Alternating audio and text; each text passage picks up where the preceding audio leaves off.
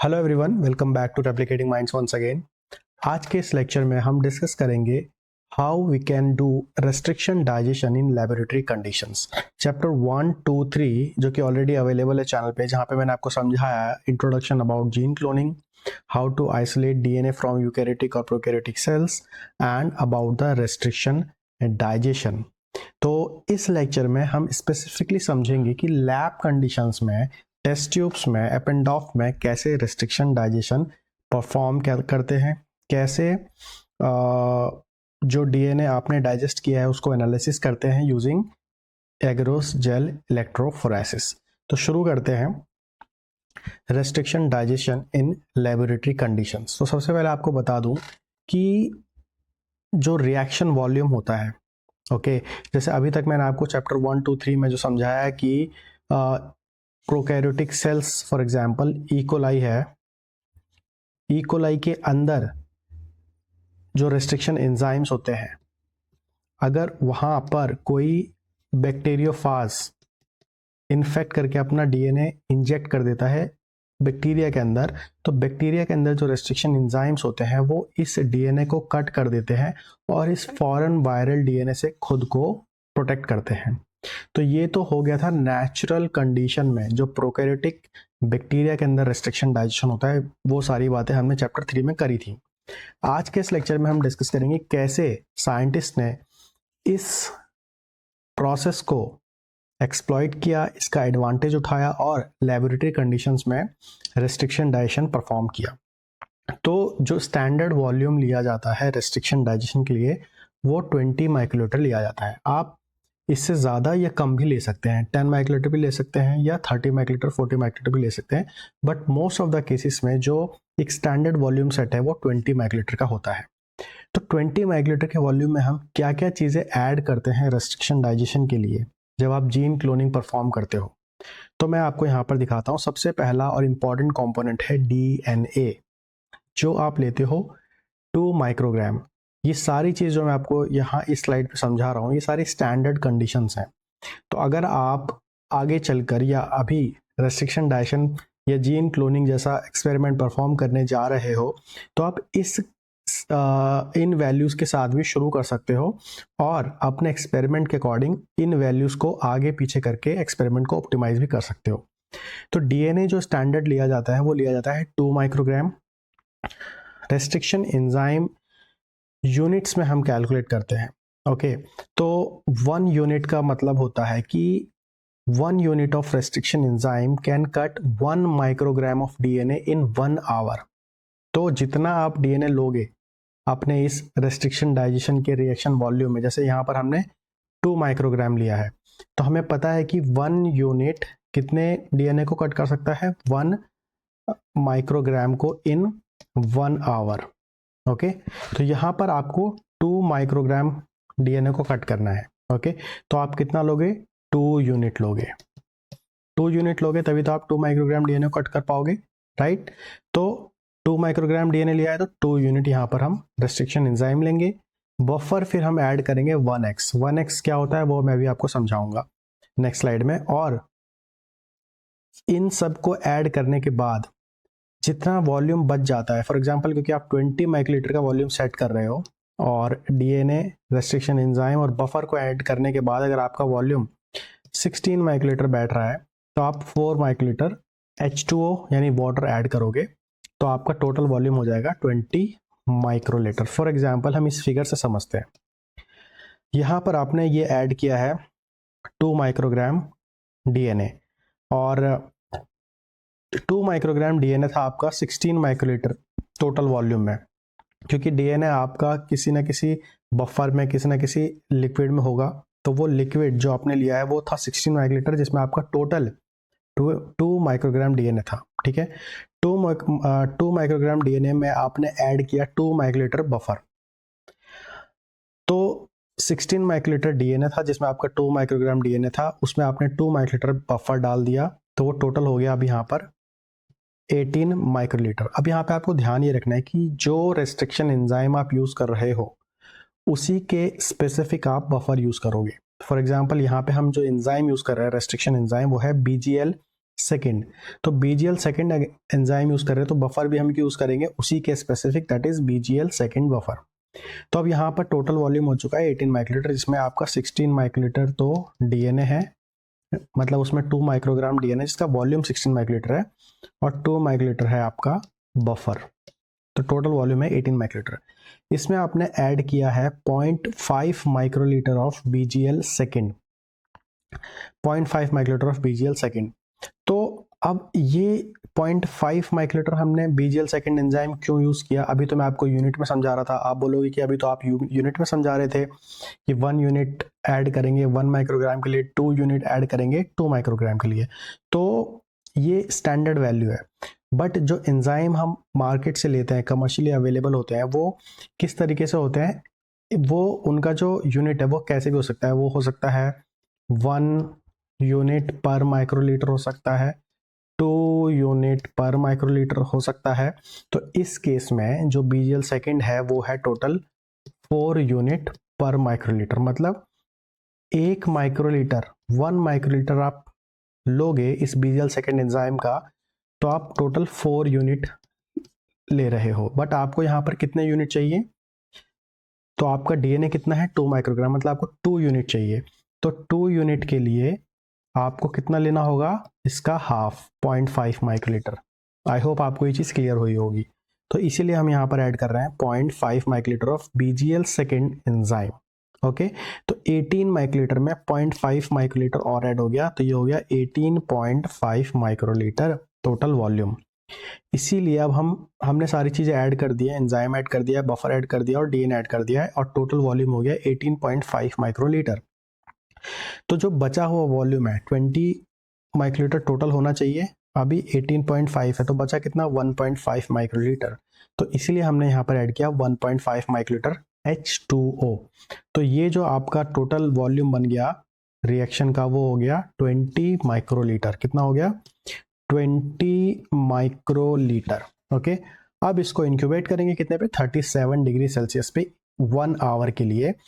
1 hour is sufficient in most of the cases for the restriction digestion in laboratory conditions. Okay, तो 1 घंटे बाद आपका ये जो आप DNA देख रहे हो यहाँ पर, इस तरीके से छोटे छोटे फ्रैगमेंट्स में क्लीव हो जाएगा, कट हो जाएगा, डाइजेस्ट हो जाएगा, क्लीव्ड लैम्डा DNA। ओके, अब यहाँ पर क्लीवेज के बाद, रेस्ट्रिक्शन डाइजेशन के बाद एक और एडिशनल स्टेप होता है जिसको बोलते हैं enzyme inactivation.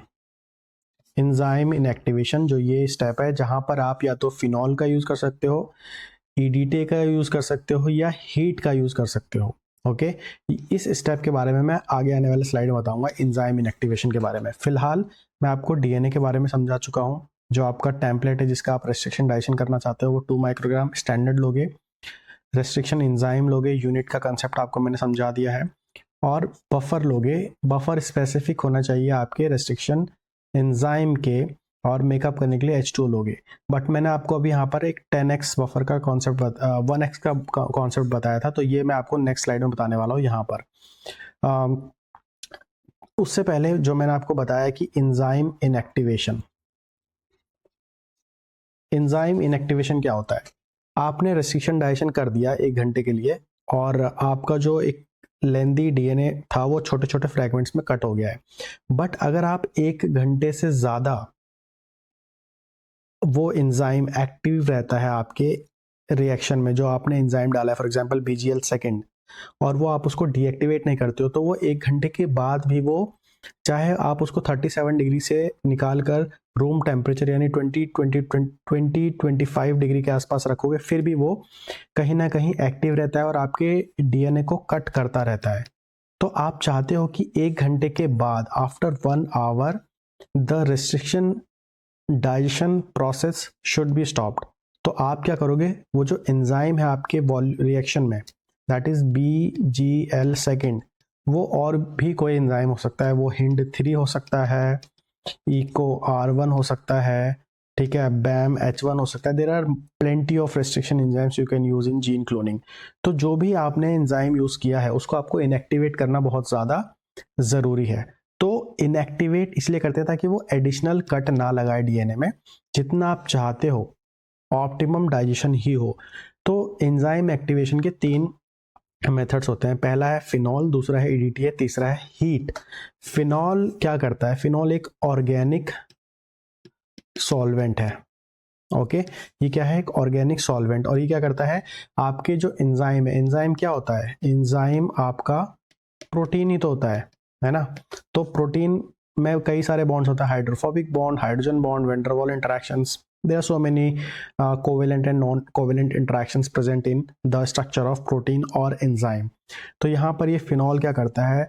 Hydrogen bond, hydrophobic bond, इन इंटरेक्शंस को ब्रेक करता है, जिसकी वजह से क्या होता है? प्रोटीन डीनेचर हो जाता है।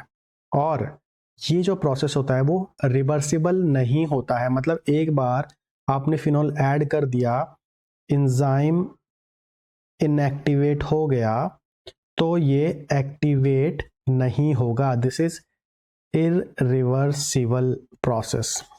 ओके, दूसरा होता है तरीका ईडीटीए। ईडीटीए क्या होता है? ईडीटीए होता है एक चिलेटिंग एजेंट, है ना? अब चिलेटिंग एजेंट का काम क्या होता है? जब आप क्लोनिंग करते हो, ठीक है, तो आपके 2 मेन कंपोनेंट है, एक है डीएनए और एक है आपका एंजाइम। कौन सा enzyme? Restriction enzyme. Okay, restriction enzyme. तो यहाँ पर जो मैग्नीशियम आयन है, ये आपके जीन क्लोनिंग में बहुत इंपॉर्टेंट रोल प्ले करता है। Magnesium ion is required for DNA stability, as well it is also required for the activity of restriction enzymes, because magnesium ion act as cofactor for restriction enzymes, चाहे वो कोई भी restriction enzyme हो। most of the cases में magnesium ion act as cofactor, whether it is BGL second, BAMH1, EcoR1, HINT3. There are so many enzymes which use magnesium ions as a cofactor. तो अब यहाँ पे आप समझ रहे हो कि मैग्नीशियम आयन का कितना ज़्यादा इंपॉर्टेंस है। वो एंजाइम को भी एक्टिव रखता है और डीएनए को भी स्टेबल रखता है। बट आपको क्या करना है? 1 घंटे के बाद इस एंजाइम को, रेस्ट्रिक्शन एंजाइम को इनएक्टिवेट कर देना है, इसकी एक्टिविटी को रोक देना है। तो आप क्या करोगे? ऐड कर दोगे ईडीटीए। ईडीटीए क्या करता है? ये जाकर इन मैग्नीशियम आयन से बाइंड हो जाता है, स्ट्रांगली बाइंड हो जाता है, इसलिए इसको बोलते हैं चिलेटिंग एजेंट। इसकी एक्टिविटी को चिलेट कर देता है, रोक देता है। ओके, तो जब रोक देगा तो क्या करेगा? ये मैग्नीशियम आयन अवेलेबल नहीं होगा तो रेस्ट्रिक्शन एंजाइम पे जाकर बाइंड नहीं होगा और एज ए कोफैक्टर काम नहीं करेगा और इसकी एक्टिविटी को इनएक्टिवेट कर देगा, राइट? ओके, तो अपने आप रेस्ट्रिक्शन डाइजेशन रुक जाएगा। बट यहाँ पे एक इम्पॉर्टेंट चीज़ ये है कि जो ईडीटीए है ये मोस्ट ऑफ द केसेस में रिवर्सिबल होता है। मतलब एक बार अगर आपने इस रेस्ट्रिक्शन एंजाइम में ईडीटीए ऐड कर दिया और ये इनएक्टिवेट हो गया, तो जब आप ये ईडीटीए हटाओगे तो ये रेस्ट्रिक्शन एंजाइम फिर से एक्टिवेट हो जाएगा। तो ये प्रोसेस यहाँ पर रिवर्सिबल होता है।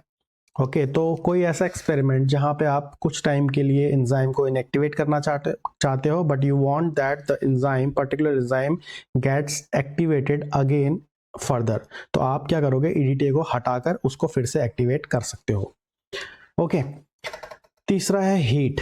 Heat is the most commonly used enzyme inactivation method, जहाँ पे आप क्या करते हो? 65-70 डिग्री सेल्सियस पर कुछ 30 मिनट्स 40 मिनट्स 1 घंटे के लिए एंजाइम को रख देते हो और उस रिएक्शन को रख देते हो, जिससे क्या होता है कि वो एंजाइम परमानेंटली डीनेचर हो जाता है। कौन सा एंजाइम? Restriction enzyme. तो यहाँ पर भी ये कैसा है? इरिवर्सिबल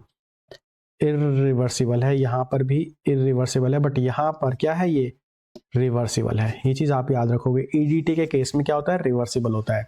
कभी कभी एग्जाम में पूछ लिया जाता है। ये बहुत इंपॉर्टेंट कॉन्सेप्ट था। आई होप आपको ये चीज समझ में आई होगी। नेक्स्ट आगे बढ़ते हैं। हम बात कर रहे थे बफर की। हमने डीएनए की बात की थी, 2 माइक्रोग्राम इज स्टैंडर्ड। हमने रेस्ट्रिक्शन एंजाइम की बात की थी जो यूनिट्स में लिया जाता है, और फिर हमने बात की बफर की, और फिर हमने H2O की। ये 3 इंपॉर्टेंट कंपोनेंट है। This is used for making up the volume. Okay, तो बफर की बात हम यहाँ पे कर रहे हैं।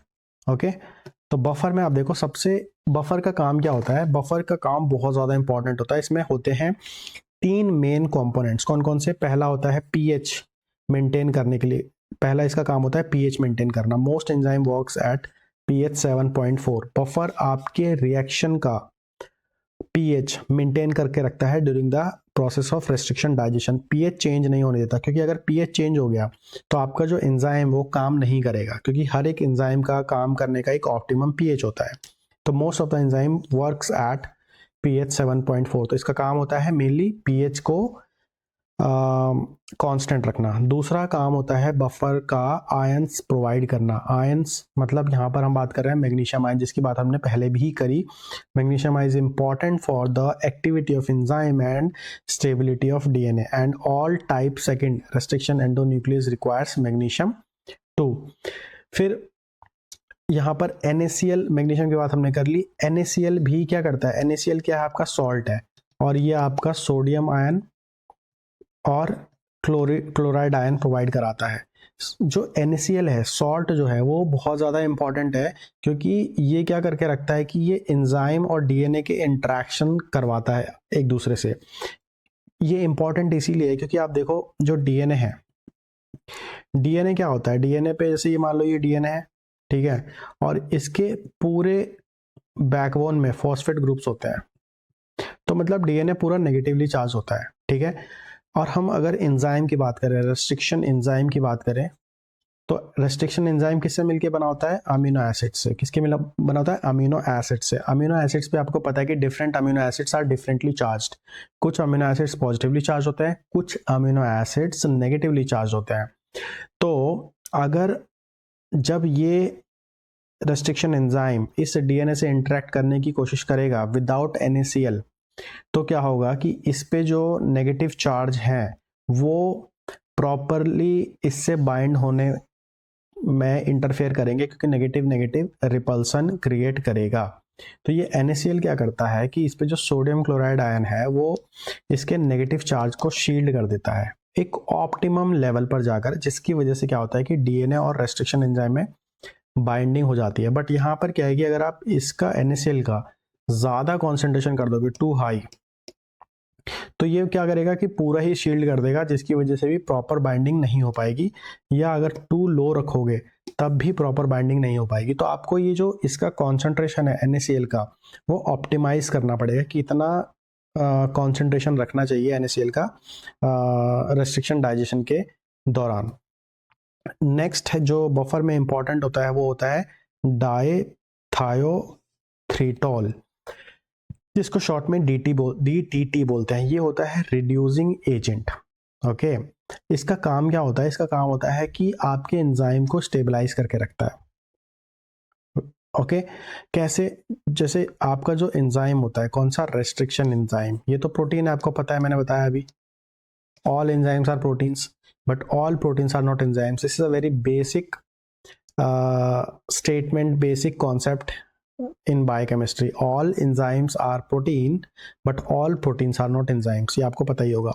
तो रेस्ट्रिक्शन एंजाइम क्या है? प्रोटीन है। प्रोटीन किससे मिलकर बना होता है? अमीनो एसिड से। और उसका 3D स्ट्रक्चर कुछ इस तरीके का होता है, फोल्डेड होता है प्रॉपरली।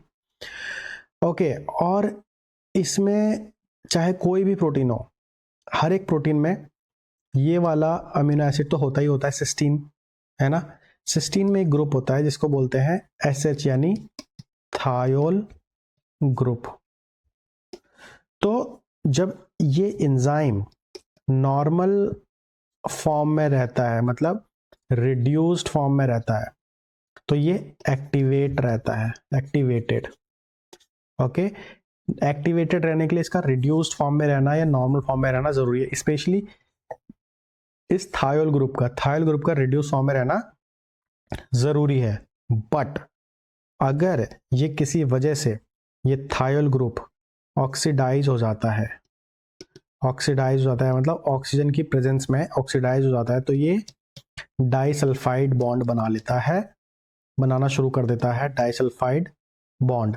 तो नॉर्मल एंजाइम को ये थायोल ग्रुप चाहिए था, बट ऑक्सीडाइज होके ये डाइसल्फाइड बॉन्ड बनाने लग गया। मतलब किसी दूसरे अमीनो एसिड से, फॉर एग्जांपल इसका स्ट्रक्चर ऐसा है और यहाँ पर ये SH ग्रुप है और यहाँ पर ये SH ग्रुप है, ये दोनों अभी एक दूसरे से इंटरेक्ट नहीं कर रहे, बट किसी वजह से ये ऑक्सीडाइज हो गए दोनों, और इन्होंने क्या किया, इन्होंने आपस में यहाँ पर इंटरेक्शन कर लिया, SS डाइसल्फाइड बॉन्ड बना लिए ऑक्सीडेशन की वजह से। तो इससे क्या होगा कि जो प्रोटीन का स्ट्रक्चर है वो अल्टर हो जाएगा, बिगड़ जाएगा, मॉडिफाई हो जाएगा, डिसओरिएंट हो जाएगा, और ये उसकी वजह से क्या हो जाएगा, इनएक्टिवेट हो जाएगा या इनएफिशिएंट हो जाएगा। तो बेसिकली ऑक्सीडेशन की वजह से एंजाइम इनएक्टिवेट हो सकता है, डिसफंक्शनल हो सकता है। तो DTT क्या करता है, DTT इसी ऑक्सीडेशन को रोकता है, क्योंकि ये एक रिड्यूसिंग एजेंट है। अगर ये ऑक्सीडाइज हो भी रहा होता है तो इसको वापस से DTT क्या करता है, रिड्यूस कर देता है, और ये वापस से SH की फॉर्म में आ जाता है। तो अब आपको समझ आएगा कि बफर क्यों बहुत ज़्यादा इंपॉर्टेंट है। तो DNA के साथ आप रेस्ट्रिक्शन एंजाइम जब डालते हो तो आपको इस रेस्ट्रिक्शन एंजाइम का स्पेसिफिक बफर डालना बहुत ज़रूरी है। क्यों? क्योंकि buffer provides pH, ions and DTT। Okay,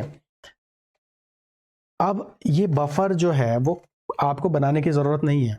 जब आप जीन क्लोनिंग करते हो, रेस्ट्रिक्शन डाइजेशन करते हो, तो कमर्शियली अवेलेबल होता है। तो ये मैं आपको बता दूं ताकि आपको पता हो, जब भी आप जीन क्लोनिंग का एक्सपेरिमेंट डिज़ाइन कर रहे हो अभी या इन फ्यूचर, तो ये बफर आता है 10x के स्टॉक में। 10x का मतलब क्या है कि इसमें जो भी कंपोनेंट है, चाहे वो ट्रिस HCl बफर हो, इसका काम क्या है, pH प्रोवाइड करना ट्रिस HCl का। मैग्नीशियम क्लोराइड हो, इसका काम है मैग्नीशियम आयन प्रोवाइड करना। NaCl का काम है sodium and chloride ion provide करना। और डायोथ्रिटॉल DTT, ये सारे कंपोनेंट्स जो बफर में प्रेजेंट होता है ये होते हैं 10 टाइम्स एज रिक्वायर्ड, मतलब जितना आपको चाहिए उससे 10 गुना ज़्यादा प्रेजेंट होते हैं। ठीक है, तो इसलिए इसको बोलते हैं 10x बफर। तो आपको डायरेक्टली ये यूज़ नहीं करना होता, इसका 1x यूज़ करना होता है, मतलब इसको डाइल्यूट करना होता है। तो कैसे डाइल्यूट करते हैं इसको, जैसे अगर 20 माइक्रोलीटर का रिएक्शन हमने बनाया, जैसे कि मैंने आपको फर्स्ट स्लाइड में दिखाया था, 20 माइक्रोलीटर का रिएक्शन बनाया, तो आप फॉर एग्जांपल ये आपका बफर है जो अभी आपने खरीदा है, कमर्शियली अवेलेबल साइट से खरीदा है बफर को, ये आपका है 10x। तो 10x से आप जब यहाँ 2 माइक्रोलीटर लोगे इस 20 माइक्रोलीटर वाले रिएक्शन में, तो ये अपने आप 1x हो जाएगा। कैसे, देखो 10x, ये M1V1 वाला फॉर्मूला देख लेते हैं, M1 into V1 equal to M2 into V2। M1 कितना है, मतलब कॉन्सेंट्रेशन 1 जो स्टॉक है वो कितना है, 10x है। V1 कितना है हमें नहीं पता कितना लेना है, तो V1 का V1 छोड़ देते हैं। M2 कितना है, मतलब जो फाइनल कॉन्सेंट्रेशन होना चाहिए वो कितना होना चाहिए, 1x होना चाहिए बफर का, राइट। और V2 मतलब जो आपके रिएक्शन का वॉल्यूम है वो कितना है, वो तो आपको पता है 20 माइक्रोलीटर। तो V1 निकालना हमें, मतलब कितना हमें यहाँ से लेना है कि ये 1x हो जाए। ओके, इस बफर से 10x के बफर से कितना लेना है कि ये 1x हो जाए, तो V1 is equals to 1x into 20 microlitre divided by 10x। तो x कटा, 0 से 0 कटा, 2 माइक्रोलीटर। तो अगर कोई बफर का स्टॉक जो आपने खरीदा है वो 10x है और आप 20 माइक्रोलीटर का रिएक्शन बना रहे हो, तो यहाँ से आप इसमें 2 माइक्रोलीटर डालोगे तो आपका वो बफर 1x ऑटोमेटिकली हो जाएगा।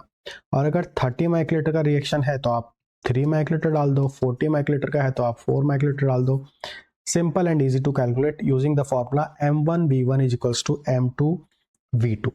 ओके, आई होप आपको ये चीज़ क्लियर हो गई होगी। बेसिक मैथ है, बेसिक फॉर्मूला है। ओके, नेक्स्ट जो चीज़ हमें प्रोवाइड करनी होती है बफर, एंजाइम, DNA, वाटर के अलावा, वो होता है टेम्परेचर।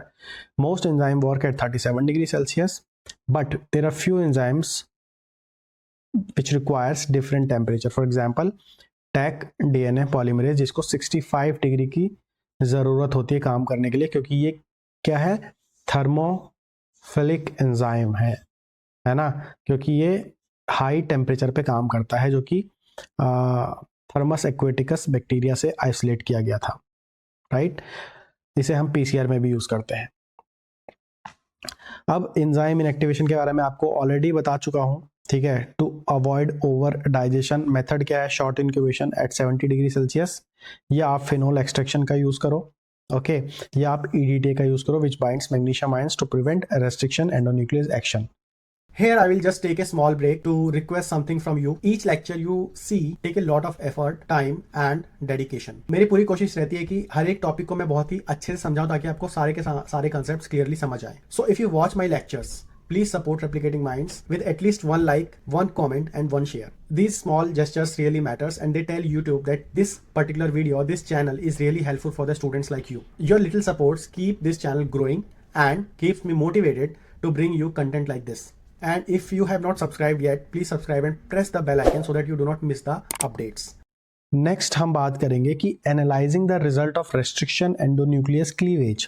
अब जैसे फॉर एग्जांपल आपने ये डीएनए था आपका, ओके, आपने रेस्ट्रिक्शन डाइजेशन करवा दिया, ट्यूब में 20 माइक्रोग्राम का रिएक्शन बनाया, सारी चीज़ें ऐड करी जो मैंने आपको समझाई, 1 घंटे के लिए 37 डिग्री सेल्सियस पे रख दिया।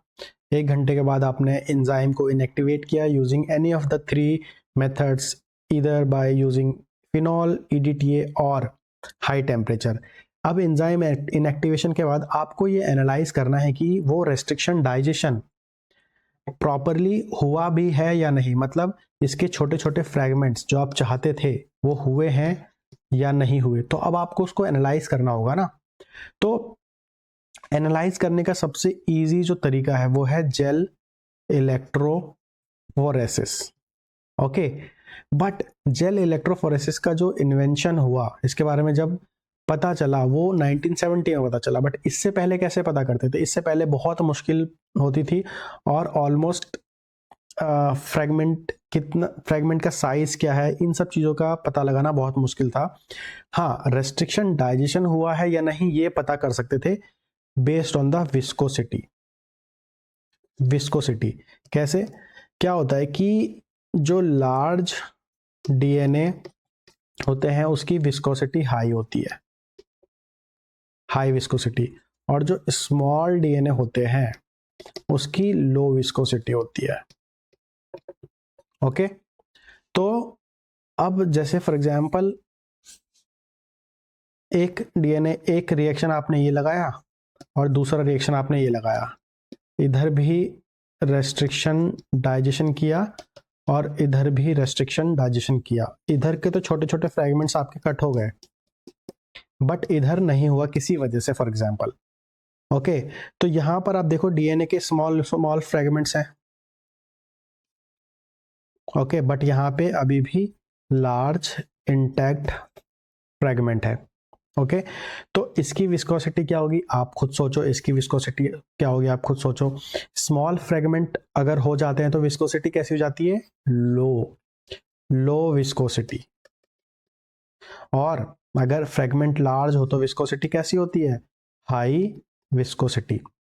तो 1970 से पहले विस्कोसिटी देखकर सिर्फ एक अंदाजा लगाया जा सकता था कि भाई फ्रेगमेंटेशन हुआ है कि नहीं, रेस्ट्रिक्शन डाइजेशन हुआ है कि नहीं। अगर विस्कोसिटी वैसे ही रहती जैसे रिएक्शन के स्टार्टिंग में थे, रेस्ट्रिक्शन डाइजेशन के प्रोसेस के स्टार्टिंग में थे, तो मतलब हाई विस्कोसिटी है, मतलब रेस्ट्रिक्शन डाइजेशन नहीं हुआ है। बट अगर विस्कोसिटी कम हो जाती है तो इसका मतलब क्या है कि क्लीवेज हुआ है, रेस्ट्रिक्शन डाइजेशन हुआ है और लार्ज डीएनए छोटे छोटे फ्रैगमेंट्स में कट हो गए हैं क्योंकि विस्कोसिटी कम हो गई है। तो एक अंदाजा लगाया जा सकता था।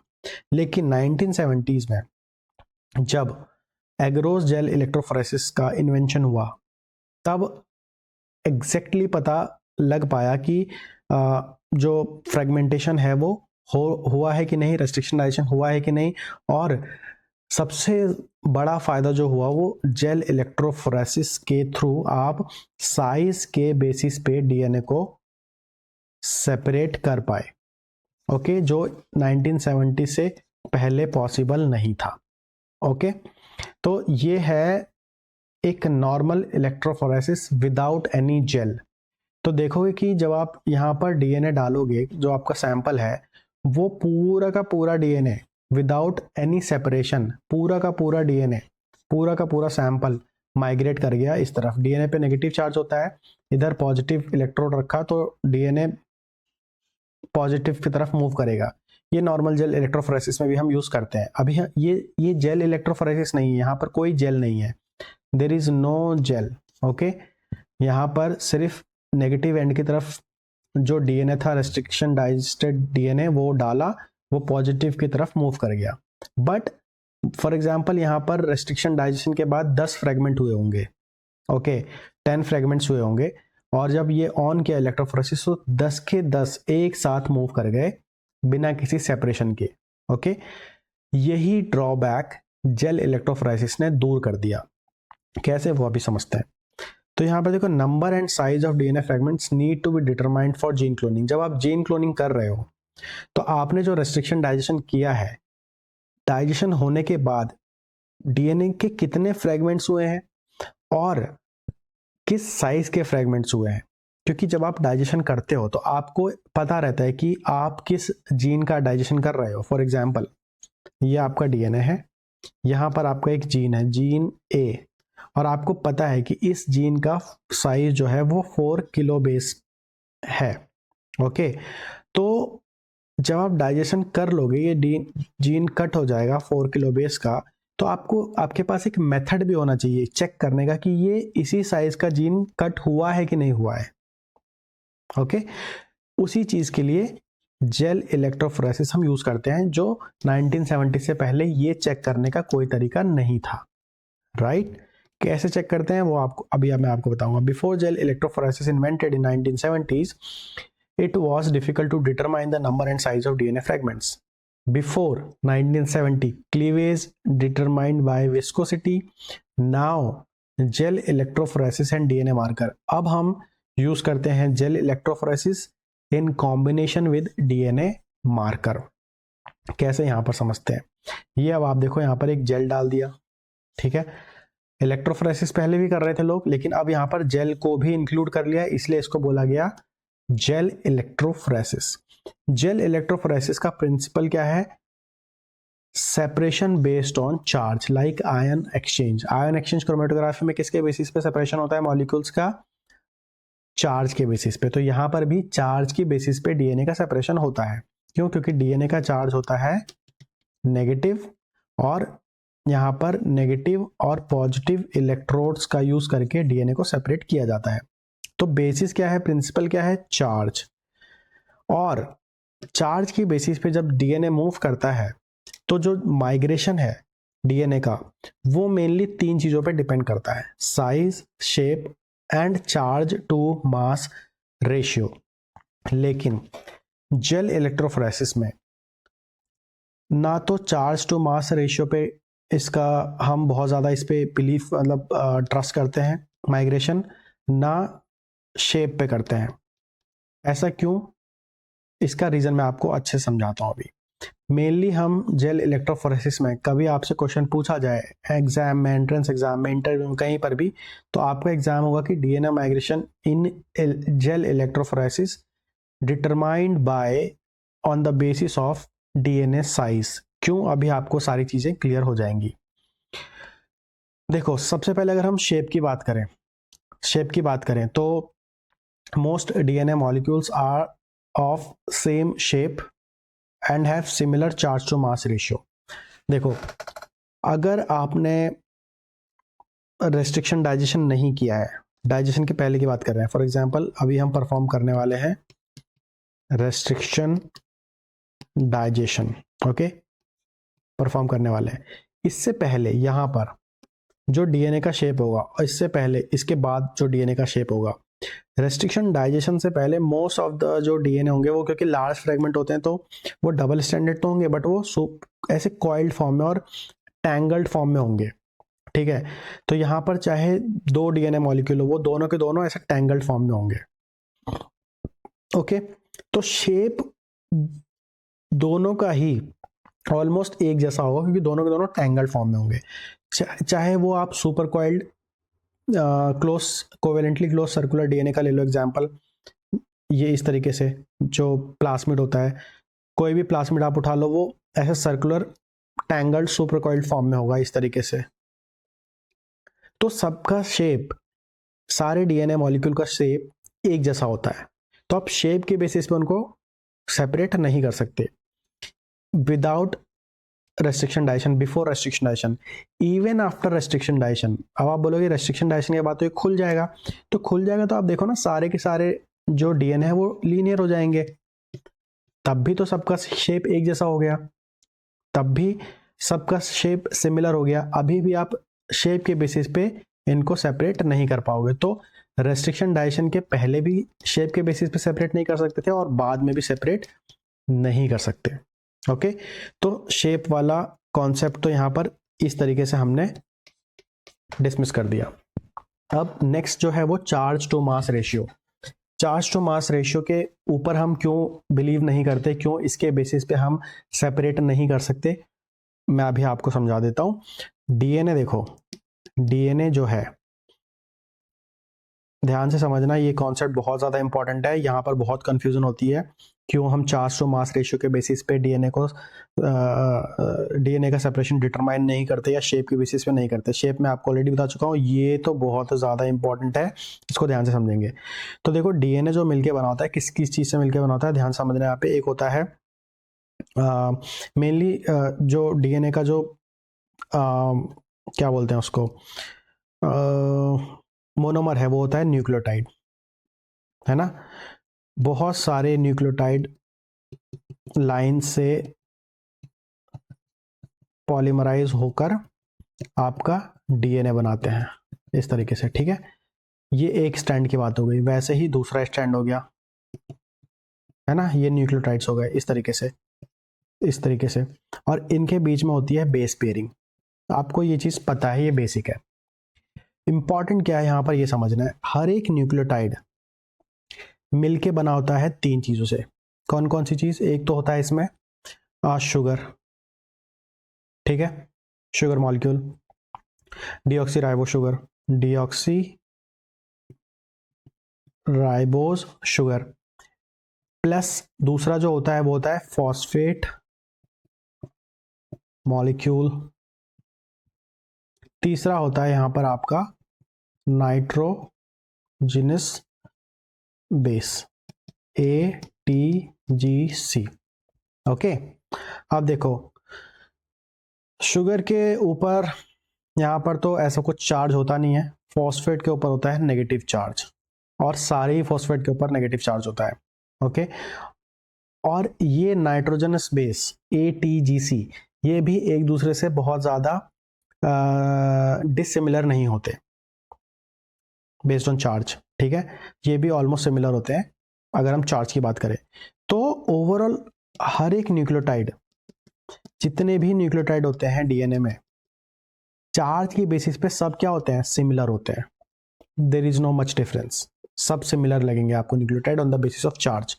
तो मतलब charge is constant for all nucleotide. यहां तक आपको ये बात समझ में आई? अब हम बात करते हैं मास की।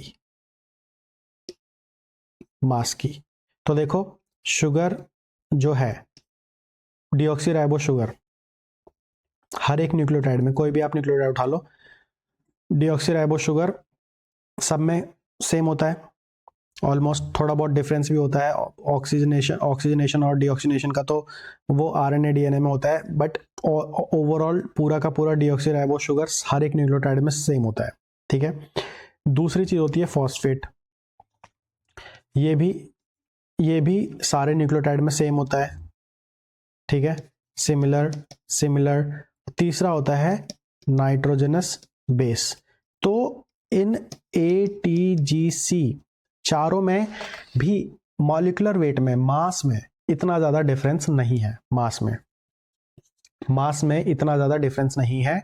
दे are likely similar almost, significantly आप इनमें डिस्टिंक्शन नहीं कर सकते। तो ओवरऑल हर एक nucleotide also on the basis of their mass are likely similar. तो चार्ज के बेसिस पे भी सारे के सारे न्यूक्लियोटाइड लगभग सिमिलर है, मास के बेसिस पे लगभग सिमिलर है। अब यहाँ पे हम इसको कंबाइन करते हैं। तो जैसे जैसे आप न्यूक्लियोटाइड बढ़ाओगे, डीएनए में बेस पेयर है ना, बेस पेयर, एक न्यूक्लियोटाइड दूसरा न्यूक्लियोटाइड, इनके बीच में बेस पेयरिंग होती है इस तरीके से, या तो डबल, अगर जीसी है तो ट्रिपल, जीसी है तो ट्रिपल, एटी है तो डबल बेस पेयरिंग होती है। ठीक है, तो अब देखो एक न्यूक्लियोटाइड यहां पर ये है, एक न्यूक्लियोटाइड यहां पर ये है।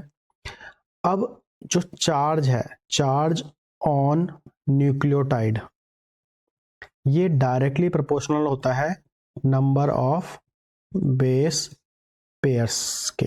मतलब जैसे जैसे आप बेस पेयर्स बढ़ाओगे वैसे वैसे चार्ज बढ़ेगा, है ना। और अगर हम बात करें मास ऑन न्यूक्लियोटाइड भी डायरेक्टली प्रोपोर्शनल होता है नंबर ऑफ बेस पेयर्स। तो जैसे जैसे आप बेस पेयर्स बढ़ाओगे, 2 base pair, 3 base pair, 4 base pair, तो जो मास है वो उसी तरीके से बढ़ता हुआ चला जाएगा। अब मैं आपको इसका कंक्लूड करके समझाता हूं और एक चुटकी में आपको सारी की सारी चीजें क्लियर हो जाएंगी। देखो वन बेस, ये चीज देखना, समराइज कर रहे हैं, बहुत इंपॉर्टेंट है। वन बेस पेयर में कितने चार्ज होते हैं? 2 नेगेटिव चार्ज। क्यों? देखो यहाँ पर एक न्यूक्लियोटाइड ये है, इसके साथ दूसरा न्यूक्लियोटाइड, ये बेस पेयरिंग हो रही है, यहाँ पर एक बेस पेयर है। ठीक है, अगर ये 2 बेस पेयर हो गए इस तरीके से, ये एक बेस पेयर था, बट अगर हम ये इसकी बात करें, ये 2 बेस पेयर है, तो एक बेस पेयर में 2 न्यूक्लियोटाइड होते हैं। ठीक है, 2 न्यूक्लियोटाइड में 2 फॉस्फेट ग्रुप होते हैं, एक फॉस्फेट ग्रुप पे नेगेटिव चार्ज, दूसरे फॉस्फेट ग्रुप पे नेगेटिव चार्ज। तो एक बेस पेयर में, वन बेस पेयर में 2 नेगेटिव चार्ज होते हैं, क्योंकि 2 फॉस्फेट ग्रुप्स होते हैं। और एक बेस पेयर का जो मास होता है वो होता है लगभग 650 ग्राम पर मोल, ऐसे करके। ठीक है, ग्राम पर मोल ही होता है। अभी मैंने नोट्स में भी लिखा हुआ था, यस, ग्राम पर मोल। ओके, तो अब देखो आप यहां पर, अगर आप mass to charge ratio, charge to mass ratio निकालोगे, चार्ज टू मास रेशियो, देखो अगर आप एक बेस पेयर का निकालो ऑफ वन बेस पेयर, तो चार्ज वन बेस पेयर पे चार्ज कितना होगा? 2 नेगेटिव होगा, 2। ठीक है, और मास कितना होगा वन बेस पेयर पे? 650। ओके, इसको जब आप डिवाइड करोगे तो वैल्यू आएगी लगभग 0.0030। ठीक है, अब आप, ये वन बेस पेयर का था, अब आप चार्ज टू मास रेशियो निकालो ऑफ 10 बेस पेयर। तो 10 बेस, इस पे माइनस में लगा लो वैल्यू, क्योंकि 2 नेगेटिव चार्ज होंगे। अब अगर 10 बेस पेयर्स पे चार्ज टू मास रेशियो निकालोगे तो 10 बेस पेयर्स पे कितने नेगेटिव चार्ज होंगे? -20 नेगेटिव चार्ज होंगे, है ना, क्योंकि एक बेस पेयर पे -2 चार्ज होते हैं, 2 नेगेटिव चार्ज होते हैं। और इसका मॉलिक्यूलर वेट कितना होगा, मास कितना होगा 10 का 6500। जब इसका रेशियो निकालोगे तब भी 0.0030 ही आएगा।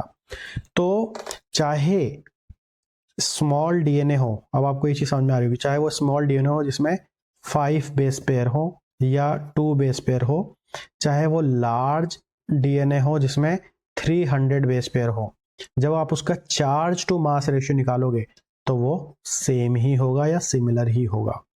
इसीलिए आप चार्ज टू मास रेशियो के बेसिस पे 2 डीएनए फ्रेगमेंट्स को, चाहे वो अलग अलग साइज के हो, उनको सेपरेट नहीं कर सकते। इसलिए बचा क्या? सिर्फ साइज। साइज के बेसिस पे आप जेल इलेक्ट्रोफोरेसिस में डीएनए को सेपरेट कर सकते हो, छोटे को बड़े से, क्योंकि छोटा डीएनए जो होगा वो फास्ट माइग्रेट करेगा और बड़ा डीएनए जो है वो स्लो माइग्रेट करेगा। DNA is separated based on their size in gel electrophoresis. Gel composition determines the size of DNA molecules that can be separated. अब देखो यहाँ पे एक इंपॉर्टेंट चीज और भी है कि जो आप जेल बनाते हो, कौन सा? Agarose gel. एगेरोस जेल, इसका परसेंटेज डिसाइड करता है कितना परसेंट का आप जेल बनाओगे। वो डिपेंड करता है कि साइज क्या है डीएनए का, साइज ऑफ डीएनए। अगर छोटा डीएनए सेपरेट करना है तो आपको छोटे पोर साइज चाहिए होंगे। फॉर एग्जांपल ये अगर एग्रोस जेल है और इसके पोर्स छोटे छोटे हैं, तो इसमें से छोटा डीएनए मॉलिक्यूल तो आराम से ऐसे क्रॉस करके निकल जाएगा, लेकिन बड़ा डीएनए मॉलिक्यूल क्रॉस करके नहीं निकल पाएगा। सेम कॉन्सेप्ट है जब आप चाय छन्नी का यूज करते हो, ठीक है, तो कोई कोई छन्नी जो होती है जिसके जो पोर्स होते हैं वो छोटे होते हैं, कोई को बड़े होते हैं। बड़े वाले जो पोर्स वाले जो छन्नियाँ होती है स्पेशली वो चाय के लिए यूज नहीं करते आप, है ना, क्योंकि उससे क्या होगी, चाय पत्ती भी आपके चाय में चली जाएगी, राइट। बट अगर पोर्स छोटे होते हैं तो चाय पत्ती ऊपर आ जाती है, चाय नीचे चली जाती है।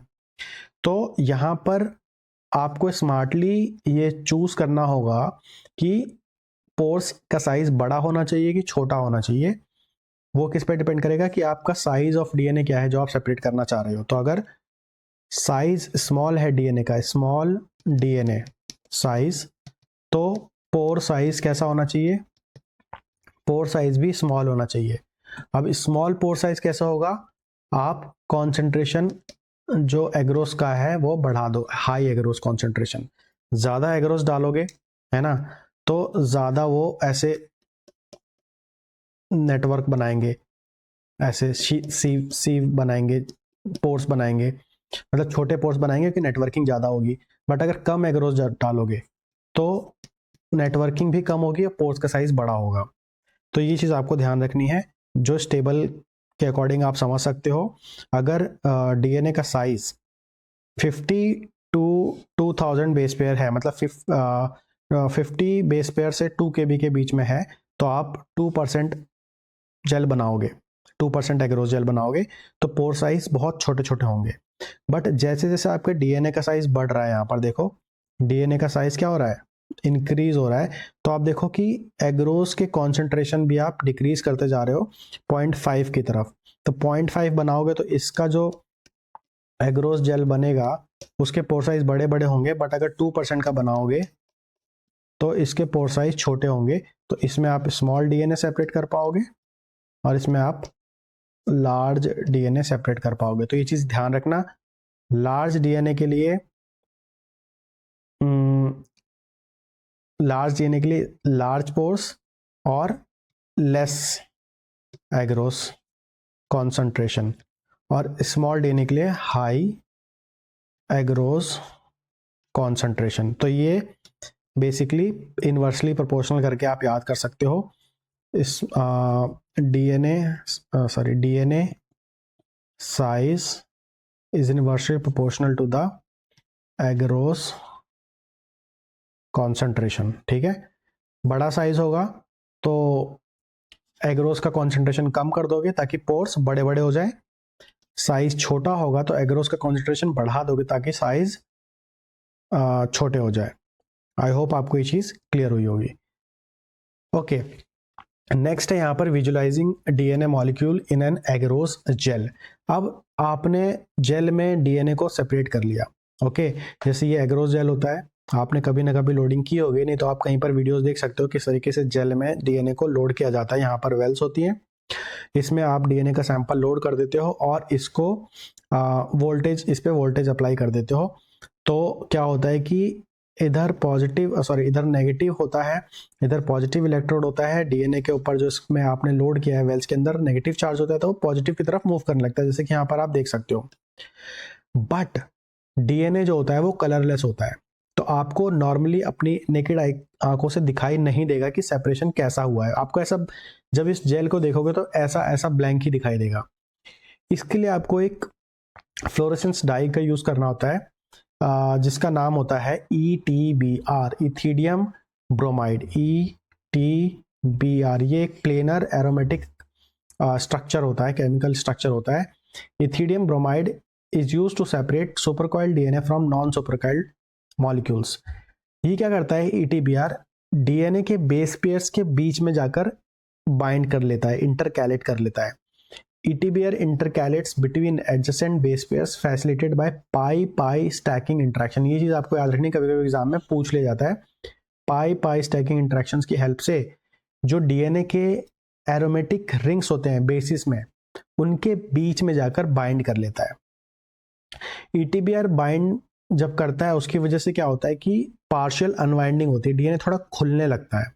तो ये जो इसका एक जो इसका ग्रूव का जो साइज है वो 3.4 एंगस्ट्रॉम होता है। ईटीवीआर के बाइंड होने की वजह से ये इसका साइज 3.4 एंगस्ट्रॉम से बढ़ जाता है, जो ग्रूव का साइज है। ETBR cause partial unwinding of double helix. अब विजुअलाइजेशन कैसे होता है? जो ईटीबीआर है, इसका जो प्रोसेस होता है वो ऐसा होता है कि आप जब जेल बनाते हो, ठीक है, तो आप जेल, जैसे बीकर में जेल बनाया जाता है, ठीक है, इसमें आपने 40 ml बफर डाला, ठीक है, प्लस इसमें आपने 0.8% एग्रोस डाल दिया, ठीक है। अब 0.8% एग्रोस का मतलब बहुत सिंपल है, 0.8% की बात मतलब 0.8 ग्राम इन 100 ml ऑफ बफर। तो 40 ml में कितना डालेंगे वो आप निकाल लो। 0.4 ग्राम डालेंगे 50 में तो 0.45 0.3 0.4 के बीच में होगा। तो इतना ग्राम आप डालोगे 40 ml में, और इसको आप क्या करोगे? बॉईल करोगे। बॉईल करने के बाद थोड़ा ठंडा करोगे। ठंडा करने के बाद इसमें आप प्लस ईटीबीआर डाल के सॉल्ट करके मिक्स करके आप जो अपैरेटस है, जेल कास्टिंग ट्रे है, उसमें आप पोर कर दोगे। तो मतलब जेल के साथ ही आप ईटीबीआर ऐड करके उसको पोर कर देते हो, आपका जेल बनके तैयार हो जाता है। फिर आप इसमें अपना डीएनए डालते हो। तो जब डीएनए डालते हो, जब वो रन करना शुरू होता है डीएनए आपके जेल के अंदर, तो क्योंकि आपके जेल के अंदर ईटीबीआर प्रेजेंट है, तो अब ईटीबीआर आपके मूविंग डीएनए, माइग्रेटिंग डीएनए के साथ बाइंड होना शुरू हो जाता है।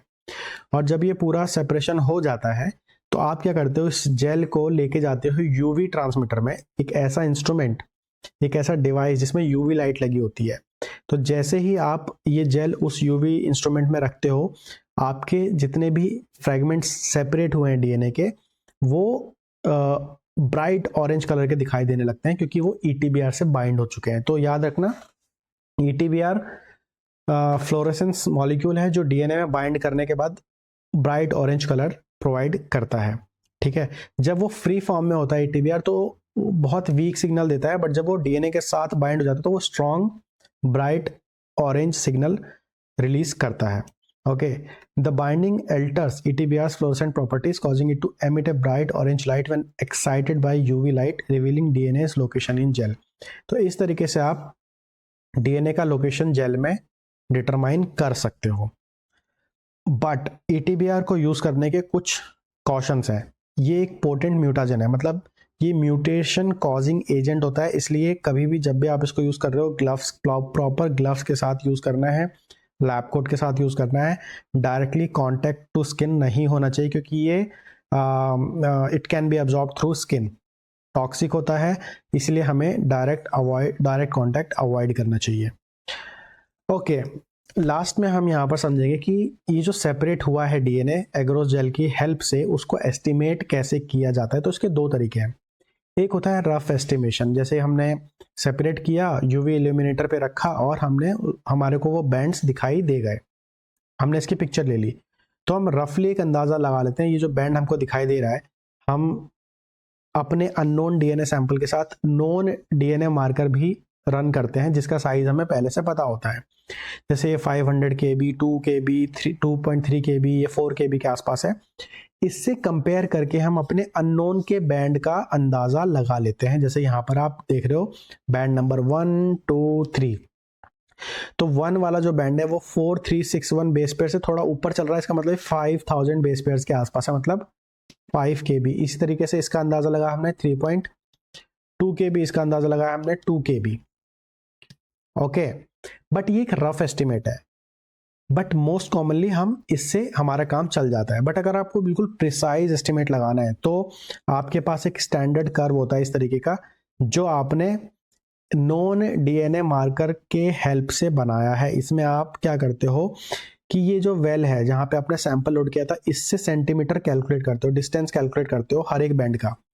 तो एक्स एक्सिस पे आप डिस्टेंस डाल देते हो, डिस्टेंस माइग्रेटेड, और वाई एक्सिस पे आप नॉन डीएनए का साइज प्लॉट कर देते हो और इससे जो आपका ग्राफ बनता है, कर्व बनता है, उससे आप अननोन का निकाल सकते हो। फॉर एग्जांपल कैसे, अब आपका ये जो पहला डीएनए है, आपने इसका साइज, आपने इसका सेंटीमीटर कैलकुलेट कर लिया। ओके, फॉर एग्जांपल जो भी आया इसका सेंटीमीटर, अराउंड मान लो कि 1.7 सेंटीमीटर आया। तो अब आप क्या करोगे, 1.7 सेंटीमीटर यहाँ पर रखोगे, इससे कंपेयर करोगे और साइज निकाल लोगे, ये कि मतलब लगभग 5 KB के आसपास होगा। तो इससे आपको प्रिसाइज एस्टिमेट मिलेगा, लेकिन इससे आपको रफ एस्टिमेट मिलेगा। साइज एस्टिमेशन क्यों जरूरी है? Size estimation confirmed whether digestion occurred as expected और नॉट। क्योंकि अगर आप मान के चल रहे हो कि आपने जो जीन का रेस्ट्रिक्शन डाइजेशन किया है उसका साइज लगभग 5 KB होना चाहिए, तो आप जेल इलेक्ट्रोफोरेसिस रन करोगे ये देखने के लिए कि आपको कोई 5 KB का बैंड मिल रहा है या नहीं मिल रहा है। अगर मिल रहा है तो मतलब आपका रेस्ट्रिक्शन डाइजेशन सक्सेसफुल हुआ है। अगर यहाँ पर कोई बैंड आपको दिखाई नहीं देता है बट आप एक्सपेक्ट कर रहे थे कि यहाँ पे कोई 5 KB का बैंड हो, तो मतलब कुछ गड़बड़ है, आपको फिर से वो एक्सपेरिमेंट रिपीट करना पड़ेगा। ओके, फिर से वो एक्सपेरिमेंट आपको रिपीट करना पड़ेगा। आई होप आपको आज का लेक्चर अच्छे से समझ में आया होगा। कोई भी इस लेक्चर से रिलेटेड डाउट हो, कन्फ्यूजन हो, समस्या हो, आप कमेंट बॉक्स में बता सकते हैं ताकि मैं नेक्स्ट लेक्चर में उसको कवर कर लूँ। मिलेंगे नेक्स्ट लेक्चर में चैप्टर नंबर 5, जहां पर हम रेस्ट्रिक्शन मैपिंग के बारे में बात करेंगे।